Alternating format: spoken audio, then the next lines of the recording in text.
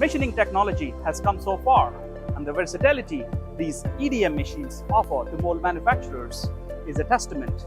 Today, at Cam Resources Precision Tooling Facility, let's explore EDM electrode and wire cut machines. Both these EDM machines stick to a no-contact approach, using electrodes to generate electric sparks against the conductive workpiece, leading to erosion of the material.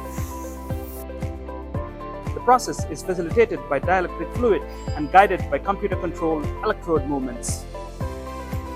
EDM electrode uses a copper electrode like this to create sparks, leading to complex shapes on the workpiece.